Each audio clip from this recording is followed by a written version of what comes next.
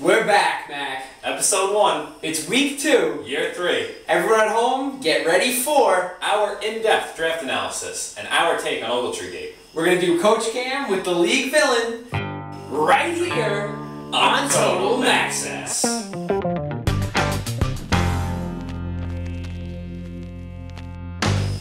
What's going on, Paisan? Excited to be back, Sess. It was a long off season with lots of happenings. Trash talking, mainly by Andy Blee.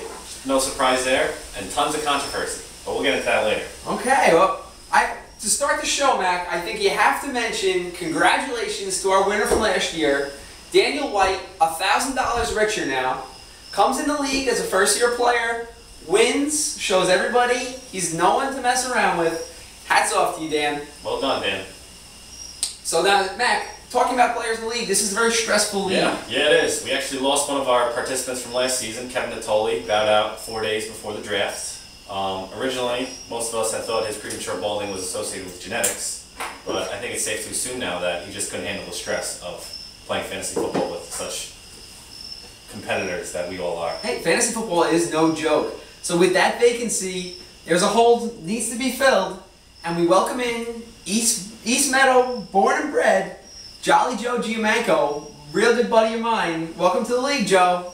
Yeah, You're in for a real treat here. We're glad to have you, Joe. And as D. White proved last year, you don't need a lot of experience in this league to be successful. You know, you just need a solid draft strategy. So let's look at some of that draft strategy and what went on here. Matt, give me a team that you really like after the draft. I gotta go with the recently married Jared Einhorn. I thought the real TO44 had a real solid draft. He was able to pick up Aaron Rodgers in the first round. He's got Jamal Charles in the backfield and Roddy White split out wide.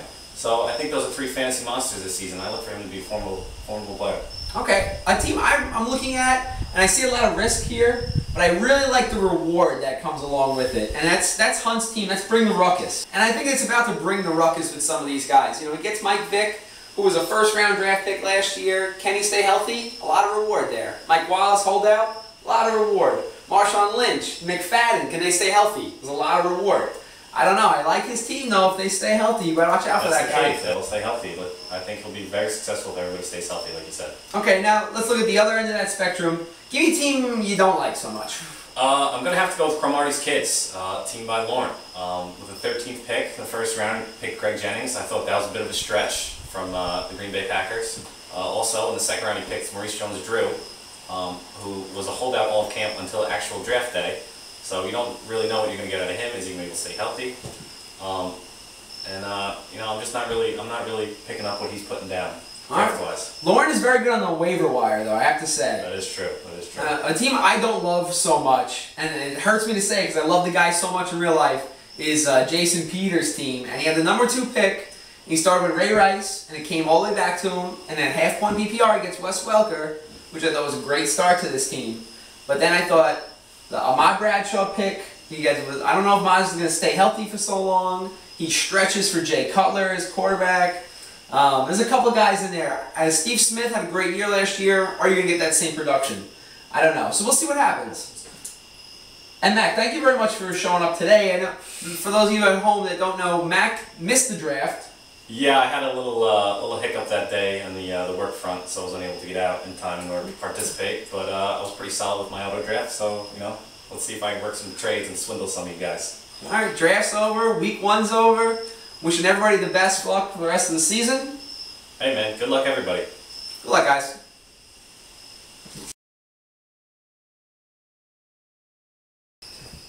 All right, Mac, let's talk a minute here about Ogletree Gate.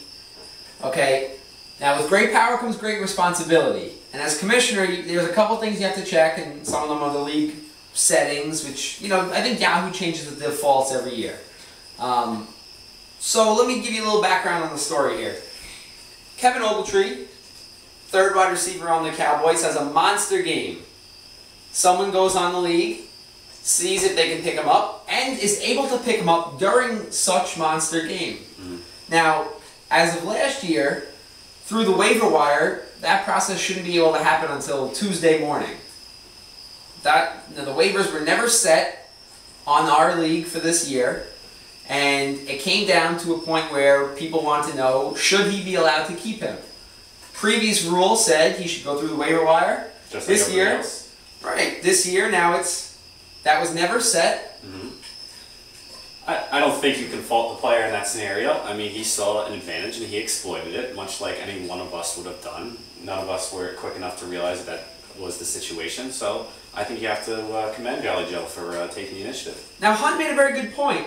The rule has always been the waiver wire is in place.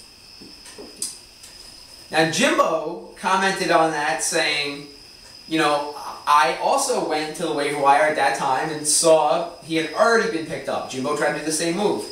You know, I was really torn between this for a while, Mac. Yeah, it's a tough situation to go with. But like I said earlier, like I don't think you can fault the player. He saw an advantage and he exploited it, much like any one of us would have done. So he was just taking the competitive edge and he went with it. And he's also a new player who is not familiar with the rule. There's another turn into that whole scenario. Yeah. Anyway, it came down to a league vote. League voted majority of. Let him keep him. Let him keep him. Order in the court. That's it. Waiver wire is now placed in moving forward. Mm-hmm. So now the process is back to normal and it should be set. So hopefully we can avoid any future controversy. Hopefully. Hopefully. But the way things have been going this offseason, who knows? It was the first game of the season. Big controversy. Let's avoid those.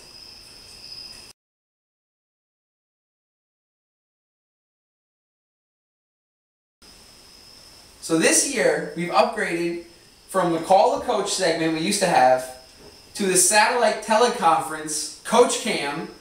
And so this year, to start the season, we're going to have on one of everyone's favorite players. Well, least favorite players. Least favorites. The guy you like to hate the most. How about that? The league villain, if you will. The biggest cheater. Yeah, the guy everybody loves to hate. Without further ado, from We Believe Facilities, Andy Blee. How's it going? Can you hear us okay? Hello, yes, I'm here. How are you guys today? Okay. Andy, let's start this off the right way. Mac, he had some controversial statements, no? Yeah, what about it? Yeah, he had a few this offseason. For those of you who weren't aware of what he said, can we roll the clip? I mean, this fantasy league is a joke. You see who they got coming back this year? The league's already over. A real TL. Kid's gonna be on the waiver wire all year, just like the real TL. Daniel, C, Titans? Kid's name doesn't even make sense.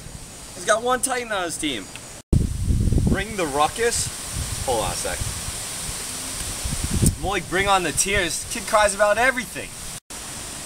The big Appel, guy's a joke. Without Mario Manningham on team, he's going nowhere. Cam Jam? What can I say about this guy? He's the David Stern of commissioners. It's terrible. Could be a tough time for the Indian and black community. Obama? Jose? Who's out first? D White 22? More likely to drink 22 beers than make the playoff. Kid's a joke. And last, Bosco. Kid loves muscles, girls, fantasy football. Too bad he sucks at them all.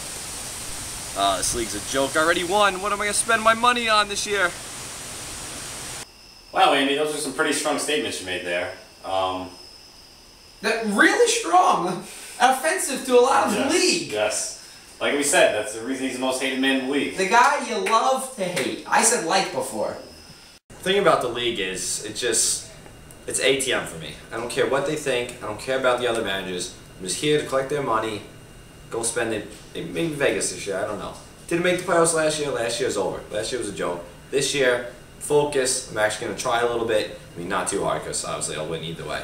Hey, now that was a couple months ago. Do you still feel that same way, or is there a new Blee that's maybe you feel a little different about some of these guys? Yeah, I mean, I agree with everything I said. Why wouldn't I? I am going to win the league. Everything I said was true, and I mean, if you guys want to answer my Twitter account, you can help me spend my money this year. What should I spend it on? All right, Andy, fair enough. Let's move on. Tell us a little about your drafts. How do you think you did? You got Chris Johnson there at 11, which I think is pretty good value. Agreed. But coming off an injury-prone season last year where he was kind of disappointed in fantasy, so I can understand why he fell that far. I mean, Chris Johnson with the 11th pick, I didn't know who I was going to take at 11. I was worrying about maybe tight end here, and then Chris Johnson falls to me at 11. If I was picking 4th, I would have taken him. Some people in this league just don't know how to draft. All right, you also have a lot of Cowboys. You have the Eagles defense. Are you like everybody else in the NFC East this year, or what?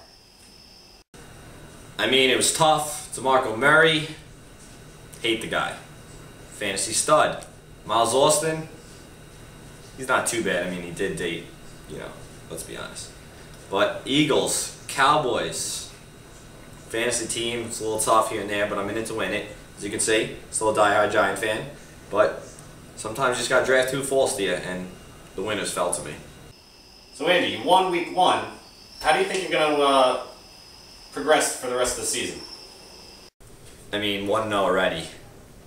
What was it, like 6 hours into the kickoff special, and already benching my #1 tight end for Metellus Bennett, scores a touchdown. DeMarco Murray scores a touchdown, runs for 100-some yards. Miles Austin does nothing all game, then boom, 25-yard touchdown pass. I mean, 5 minutes into the league, I was already scoring touchdown. If anybody needs a little question to how to run your team, I'm always available. 1-0. So looking ahead at the rest of the season, are there any other teams besides yours, of course, that you like moving forward? Danny C. Titans, I ripped him apart a few times, but I think he might have a chance of making the playoffs with me. Maybe in a little 3 spot. Appeal, whatever his name is, doesn't even know. Without Manningham, he's still done. Not getting rid of that one. Let's see who else is in this league. Jimbo, I really liked his draft. Picked some good players there. He'll definitely be in the playoff competition. How about a Super Bowl prediction? Coming out of left field, Joe, new to the league, will be the runner-up in the fantasy football season. That are my finals. We believe over Joe in the Super Bowl. All right, Andy, thanks a lot. Thanks, Andy. Thanks for your time. No problem, guys. Thanks for having me.